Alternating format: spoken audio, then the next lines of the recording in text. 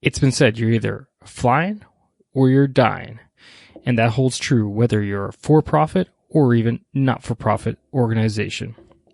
Organizations grow over time. And as leaders, we need to make sure that we properly effect that growth, or we could see our organizations crumble in front of our eyes. Today, my guest and I, Karen Walker, discuss topics such as struggles which faces organizations during explosive growth, where CEOs fail in organization growth, the principles behind her book, No Dumbing Down, and how organizations address the problems with increasing organizational span and depth. Ladies and gentlemen, welcome to the Moving Forward Leadership Podcast, episode 64, Dumbing Down Organizational Growth with Karen Walker.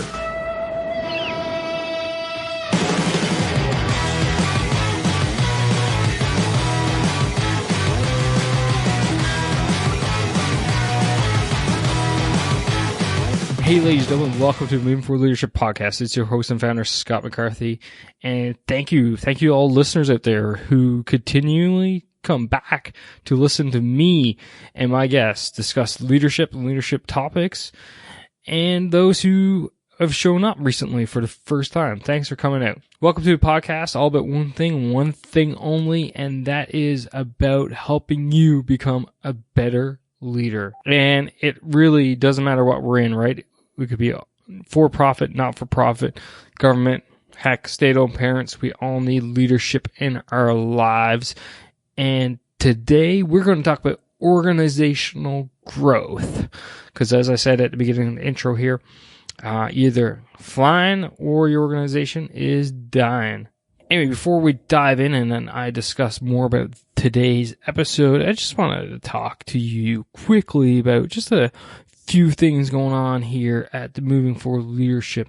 And really, that is my continued free support there in the mastermind.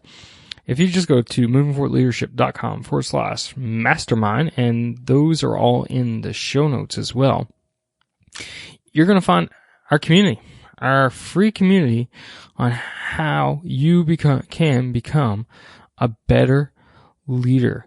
And really, it's there for everybody. And the greatest thing about this mastermind is that I invite all the guests. You know, I've thrown out an invite to today's guest, Karen, to come join us. There are a load of other guests, like last week's guest, Chris Williams. He's in there. He's active in there for sure. So swing on by. Come say hi, and let's chat leadership, shall we? And then the other thing I wanted to mention is, if you find yourself struggling, if you find yourself trying to weed your way through this craziness called leadership and you just feel like you're getting nowhere, the podcast is helping, but it's not enough, and you're not really getting any guidance from anyone else, drop me a line. Either shoot me an email, scott@movingforwardleadership.com, or go to the contact me on the website at movingforwardleadership.com and drop me a line. Let's have a chat. Let's see how I can add more value to you in your leadership journey. Because that's why I'm here. I'm here to help you become a better leader. All right, enough of that stuff. Let's get down to the goods, shall we? And today we're going to talk about organizational growth. Because as I said at the beginning of the episode, you are either growing or you're dying. There is no in between, right? So my guest today, Karen, she was a part of the explosive growth, and it's a crazy amount of growth that she experienced during her time at Compaq. If you don't know Compaq, it is a pretty large computer company in the United States for quite some time. They're still kicking around. But she was there during the whole explosive growth, and I won't even take away the thunder of how explosive we're talking about. But let's just say, Apple's got nothing on this. Anyway, so I found out about Karen, and I said, I need to get her on. I need to get her on to extract all this knowledge and take out the lessons that she learned during her time at Compaq so that we can go ahead and apply them with our own organizations. And there are some serious good key takeaways in there. And during my interview with her, I came out with the key takeaways of you need a high performance team. You need to have limits for your growth, both on the upper scale and on the lower scale. And then finally, you need to find what's the highest and best use of your time. So when you're going through the interview, as you're listening through the interview, try to find those key takeaways, but as well, try to figure out what your own are. And I would love to know what yours are. You can just shoot me any type of social media message, email. It's all there. Just go to moveforleadership.com. You'll see all my social buttons at the bottom. But that's it, folks. I'm going to shut my mouth now so that you can hear me talk again in about 20 seconds. And yeah, sit back, relax, and enjoy my interview with Karen Walker discussing organizational growth.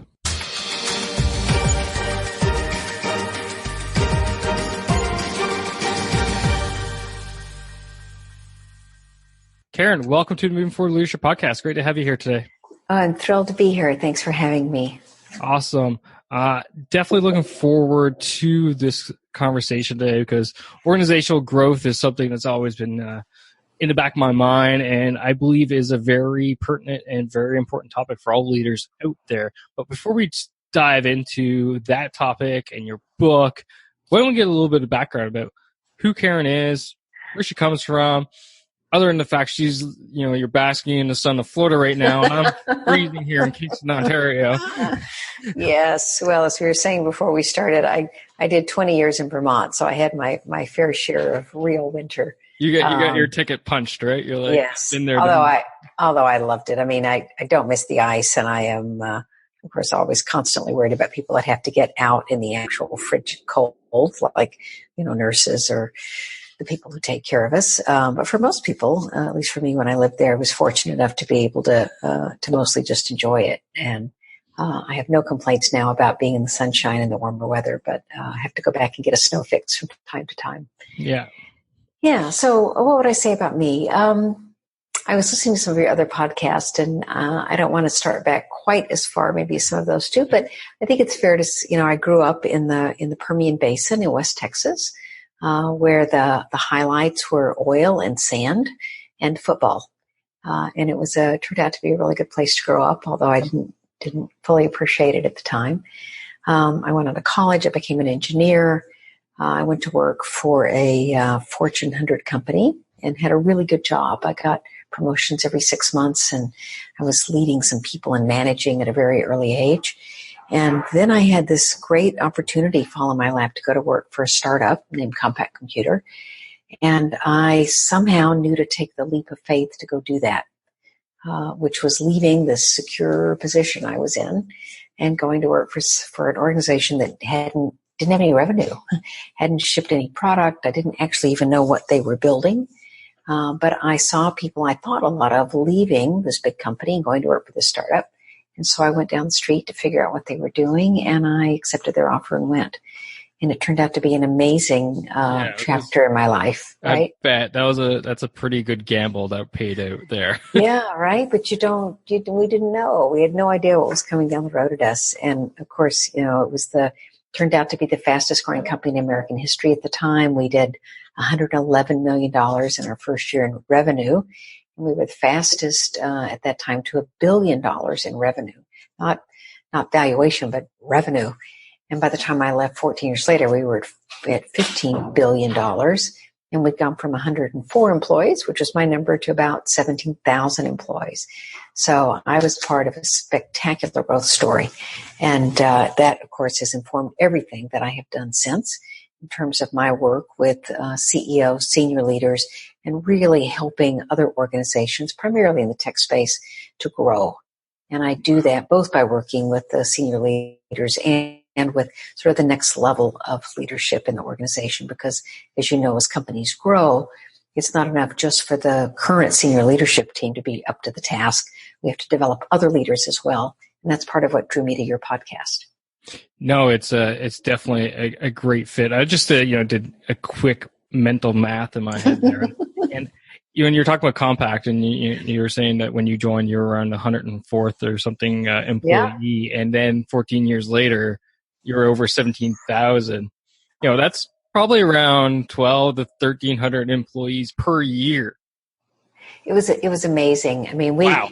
we'd forecast our growth, and of course, we had part of the challenge during that time, and as I think it is for all growth organizations, is you don't know what's going to be happening. So you have to make plans you make plans that say you're going to grow in a straight line, which never exactly happens, but then you have to have sort of this upper guardrail where you say, okay, we might grow faster and we have plans to take us that far. And then you have sort of a bottom guardrail, which says, oh, if the competition sort of stomps on us, right, we grow less than we think. You have to have sort of a plan for that. And so we had a vast number of contingency plans. But just in terms of growth, it was unbelievable. We had these good growth plans, and then we would be hiring hundreds of people a month, more than we had forecast. Not hundreds of people a month, but hundreds of people more than we had forecast. In my job, I was the vice president in charge of all the global infrastructure, all the physical infrastructure. And so all those people had to have a place to go to work. And Right. Real estate, which was part of my responsibility, was the longest lead time item in the corporation. Took much longer to get a building standing than it did to get a computer down the assembly line, and so that's sort of what piqued my interest in strategy and strategic planning. So you have to really make clear that you know where you're going and why, and then what it takes to execute on that. And just a couple of things in my mind right away. One thing for the audience, especially the young millennial audience, like the time that you're talking about, working from home wasn't really a thing at that point, I imagine. Oh, I love that you asked that question. Yeah. So two things there. One is, so Compaq's sort of claim to fame and the amazing product market fit that we had is that we had the first truly portable IBM compatible computer. And that doesn't mean as much today, but at the time, IBM was the computer and the operating system that businesses used. Right. Yeah. Apple was certainly in the market and was used mostly by creatives. And then there were a few other, Osborne and some other computers. But Compaq was the business portable computer of choice. And I remember getting off the plane in Singapore one day and seeing someone toting a Compaq. Now, when I say portable, Compaqs were, 22 pounds. It was like a giant portable sewing machine. And, and when you think about the capacity today, it's laughable, right? I have more in my Oura ring, or you have in your Fitbit than was available in a portable computer of the day. But that's what we had. And so that was amazing. When I left Compaq, actually the first, I incorporated a business called Work Anywhere because I could see that that's where we were headed. And because my field of specialty was all about sort of this intersection between people and technology and workplace, it was clear that we were going to be able to work anywhere. We just needed a little support in order to get there while the technology caught up, which of course it has today. And I'm as good an example as any of someone who works anywhere. I tell people that I live in Jupiter, Florida, but I'm most often found in seat 2C because all my clients are somewhere else. So I'm either on a audio or video conference with my clients, or I'm in an airplane flying to them. I noticed that part of your bio or your press kit there, actually, and I had a good chuckle because I definitely had a period of time in my life where I felt that way too. And probably not as crazy as what your travel schedule is and was at the time, but it was definitely along those lines. So with that massive expansion, can you just talk about some of the other struggles which Compaq faced? Because to me, it feels like this is all the foundation where you eventually come your aha moment and start putting pen to paper with no dumbing down with your book. So what were some of the struggles that you faced throughout that whole explosive growth period? Yeah. So definitely the work at Compaq is the foundation of all of my work and the core of the book that I've written. I'd say what I learned from Compaq, I didn't know in the moment because when you're in it, right, you're like, oh, okay, this is. You don't have time to reflect on it. you don't have time to reflect on it. And at least for me, I thought this was normal, right? This is what everybody goes through, because I didn't have other experiences. But now I know, it's not normal. It was abnormal. And I think many of us that have gone through that sort of experience and getting to work with a high performance team like that, which is what it took really to make that all happen, is something that we try to recreate in our lives later on. And so what I set about doing after I left Compaq was really to sort of codify what are those key elements, the key strategies that make Compaq work beyond the product market fit, because you got to have that, right? No question. You have to have an amazing product market fit, but you have to be able to take advantage of that product market fit. And so I think what happened at Compaq and what I've done with my clients since is to make sure that we create the internal strategies to support the external growth opportunities. And so another way to think about that is, how do you make sure that you can deliver on the promise that you made your customers? Right. Because too often our sales outpace our ability to deliver. And that's definitely true in growth companies, right? You have a great product market fit. You have a good sales organization. They are out there saying that you're going to be able to deliver these things. And internally people are going, whoops, what did we just say we were going to be able to do? Because the development maybe is not in the same place as what sales would like for them to be, or quite what the market wants, or maybe you just get misaligned in terms of your staffing, so that you don't have enough people in the customer support or service organization to really take care of those new customers you brought on board. Or maybe it's as simple as the marketing organization doesn't have the people they need, or even your administration and finance organization isn't able to keep up. But making sure that you're internally able to stay aligned so that the team is pulling together rather than pulling apart, will really increase your ability to make good on that promise and to be able to support the growth that's possible for you and your organization. That whole alignment piece is so key in any organization, but I can imagine it being absolutely crucial during explosive growth, right? Like once various departments start getting off the same note or same page and start going their own individual directions, misalignment happens, and all of a sudden, like you said, marketing and sales guys are saying, yep, we can deliver. The R&D guys or the development guys are like, well, we're about 3 months behind, actually. That's right. Right. And then also and then you're like, how did this happen? Like, what do you mean how did this happen? Yeah, people going this way and that way. That's how it happened. Yeah. And that's exactly the situation that occurs if you don't pay attention.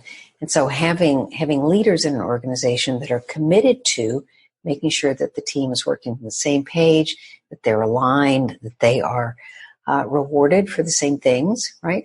And that we are maximizing what happens cross-functionally, not just optimizing for any one function. Right. Did you notice any key areas, potentially during your time at Compaq or since you've left and been doing more of this consulting lines, of where CEOs have been really failing in growth situations? Sure. I think those are the things that I tried to address most in my book.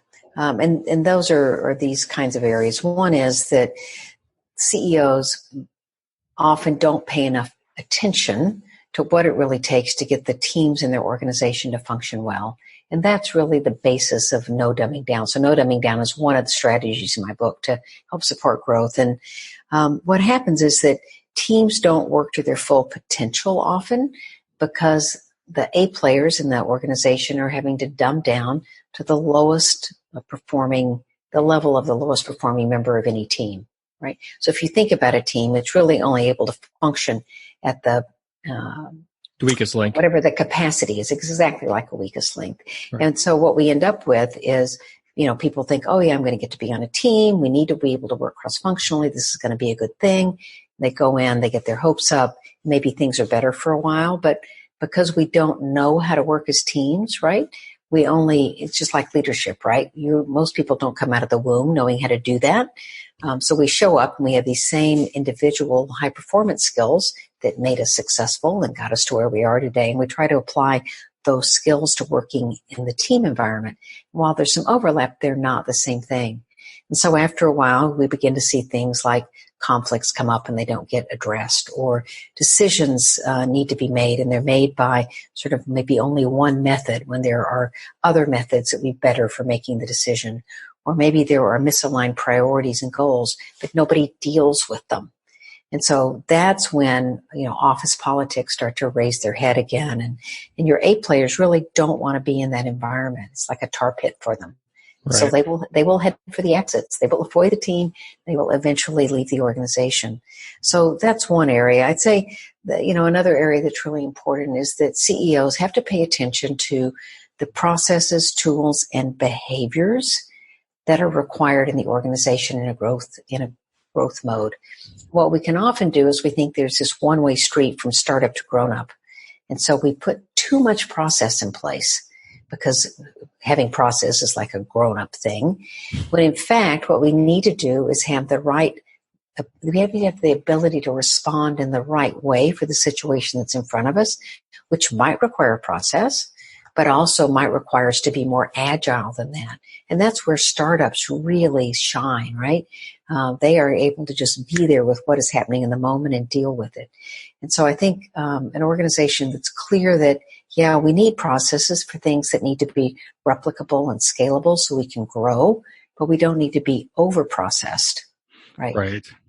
And maybe another thing I would mention is just that this ability to handle unexpected events. In startup mode, things are always happening that are unexpected, right? And when we get to be a grown-up or a bigger company, often we try to ignore the things that were unexpected, or at least we don't plan for them. And if our organization isn't agile enough, it doesn't really value agile behaviors, can be hard to respond to things that happen with all the change that goes on around us all the time. It's like not enough to make an annual plan anymore, right?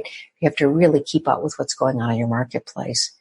And then lastly, I think this is particularly true for CEOs and senior leaders, but it's also true for anybody in an organization, is you have to create for yourself time to think.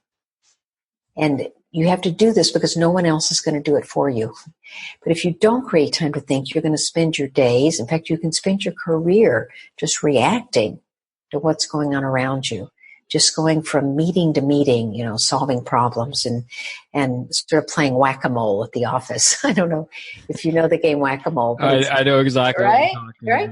And so, there's unexpected little moles popping up in the holes, and you have one mallet and you're supposed to pop them back in the hole. And that's what we do all day. We go from meeting to meeting, and God knows I did it, when I was there. But we have to create time to think so that we can make sure that we're spending our time and attention on the most important things in the organization, not just the most urgent.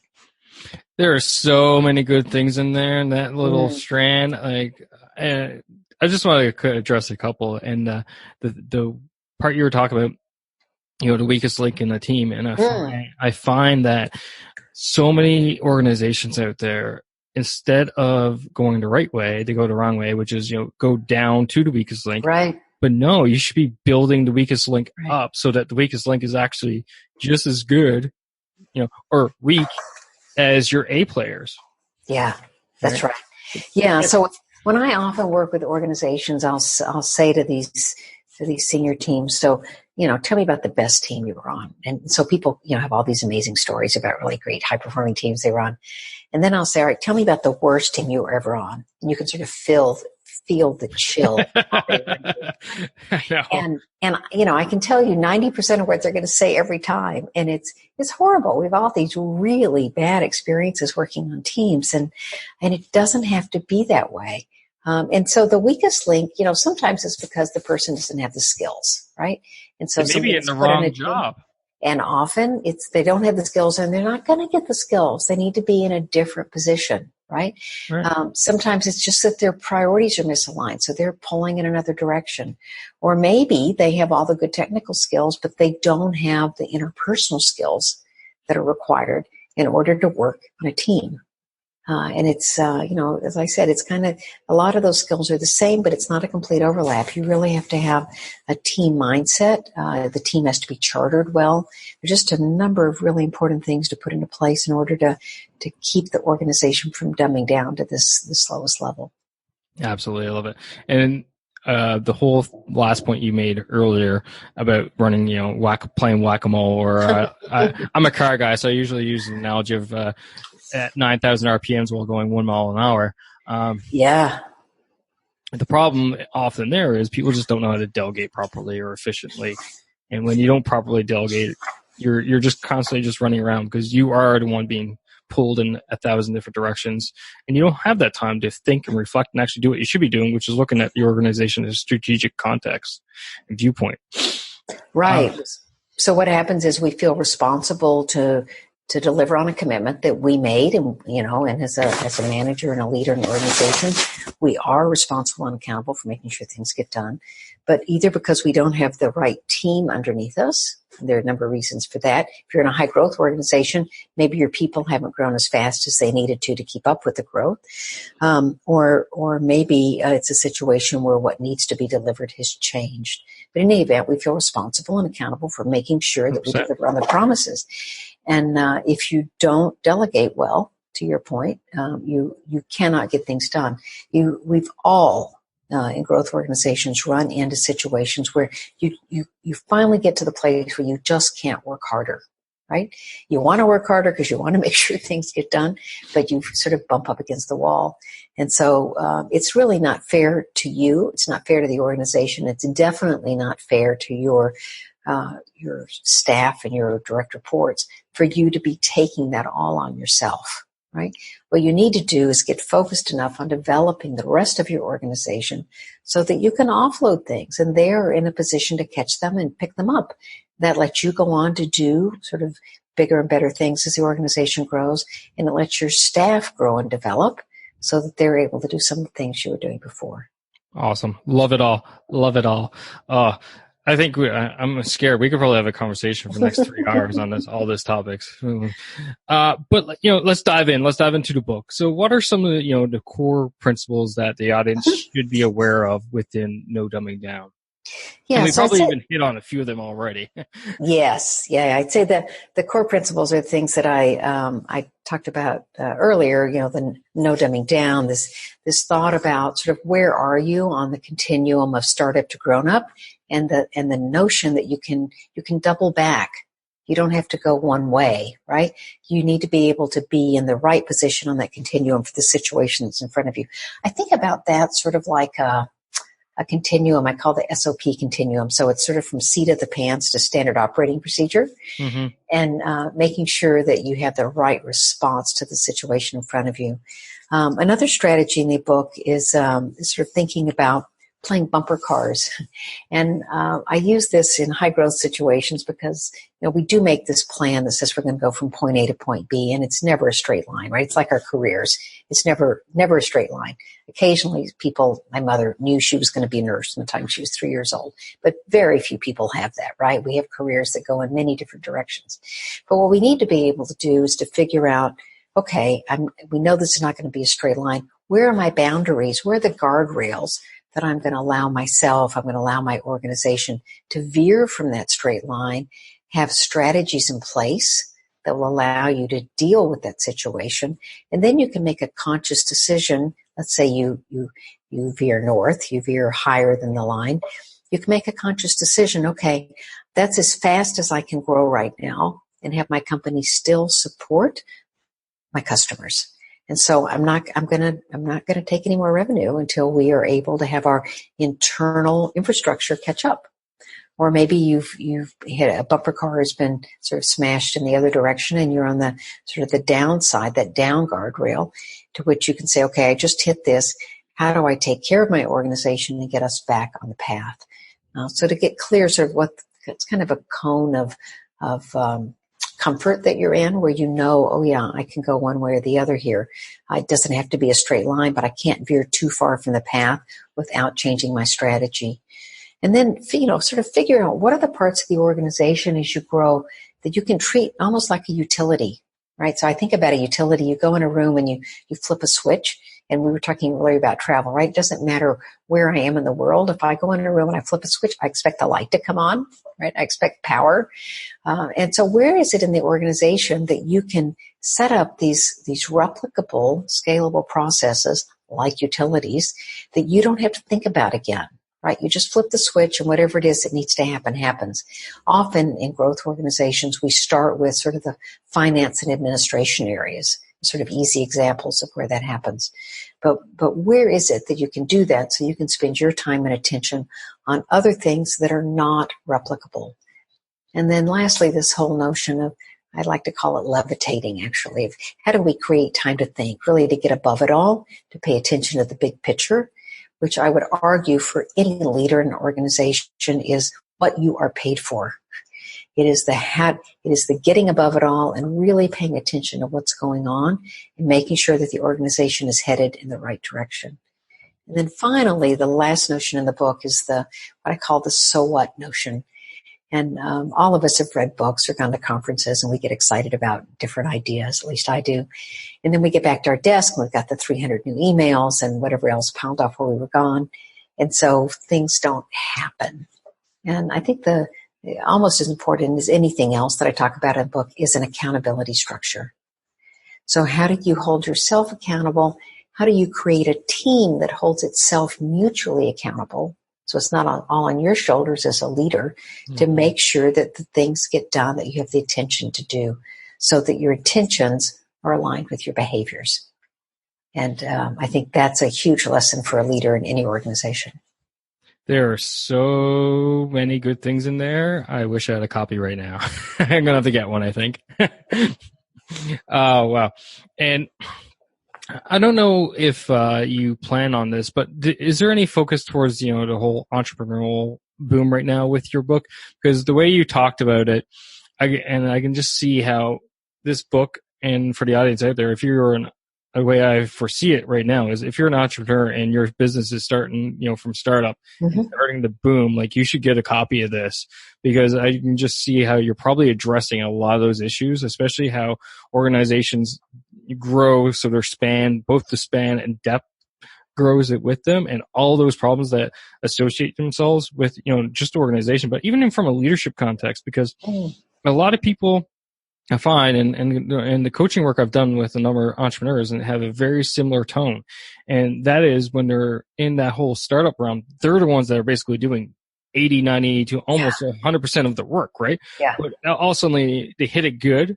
They're growing, but their fingers are still, they're still deep right into, where's Joe at this point in the day, and where the scheduling of every individual person and the marketing. Okay, why is it that font and not this font? Their fingers are so deep in the weeds. I'm like, you have to let this go. Yeah. Your job, you have people for this stuff now. This is the reason why you hired them.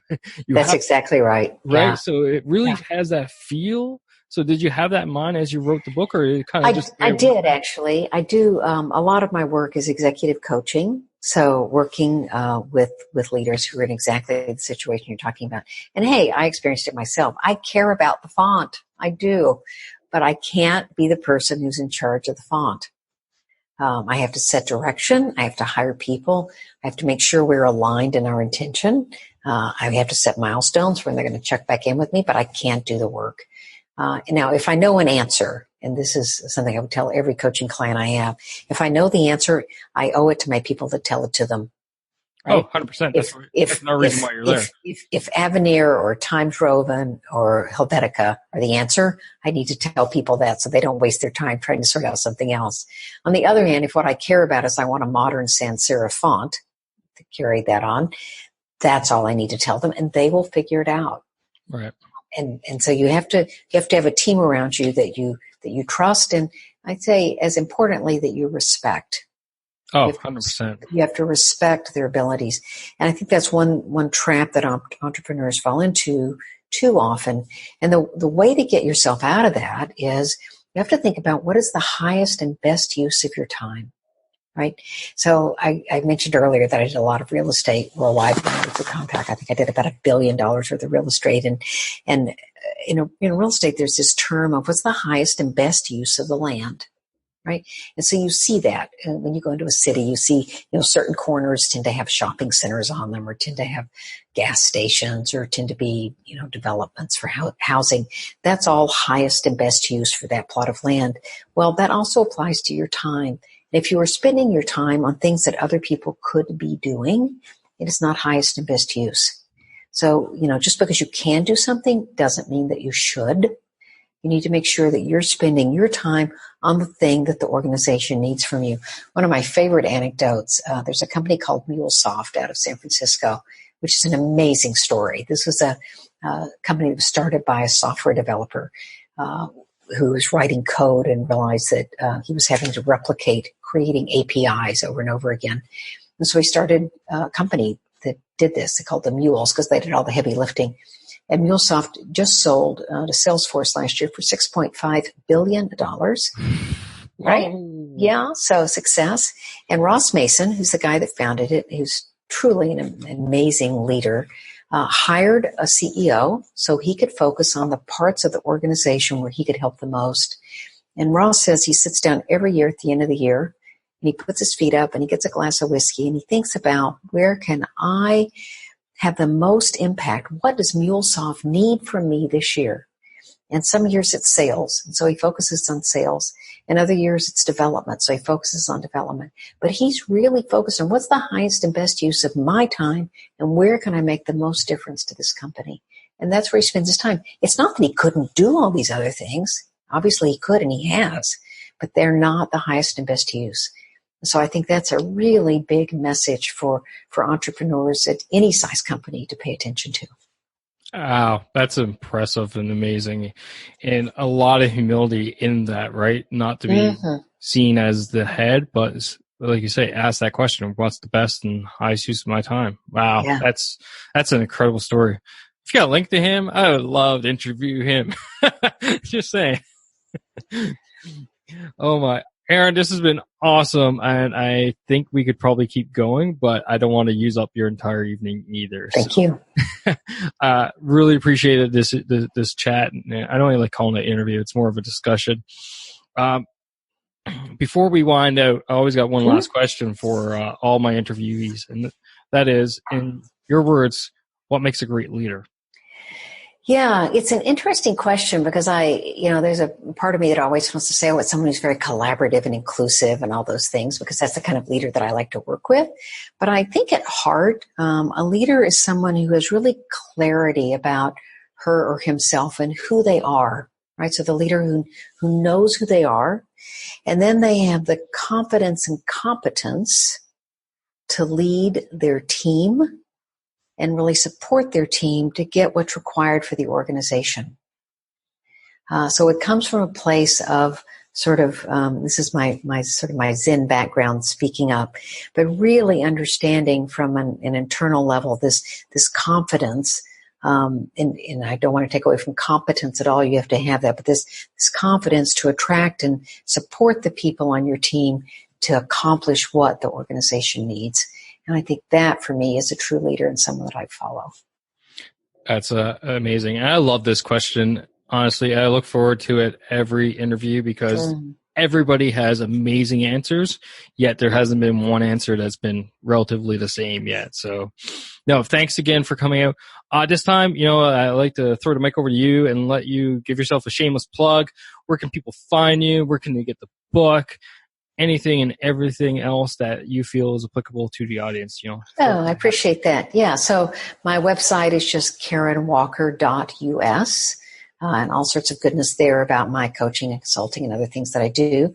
There's also a link to the book there, or you can just go directly to nodumbingdown.com, and that will take you to a place where you can order the book. And then on all the social media sites, it's simply Karen Walker US. Awesome. For the audience there, as always, make it easy for you guys. It'll be all in the show notes. Just go to movingforwardleadership.com/6464, and I'll have all those links in there for you. Karen, again, it's been a pleasure, honor to meet you and discuss this super critical topic, right? If you're not growing, you're dying in the business world, and you got to do it right, because if not, you're going to end up dying. So thank you again, and I'll definitely have your book in our Moving Forward Leadership resources section so the audience can check it out. and get their own copies. And I'll likely throw it to the stack as I look over at my stack of 7 books I think I need to read. So, yeah, I see your bookcase behind. Audience can't see that. She's got a bookcase that's about the size of my wall, the size of her wall, filled. So, leaders are readers, right? Leaders are readers. Yeah. So awesome. Again, thanks for coming out, and take care. Great. Thanks again, Scott.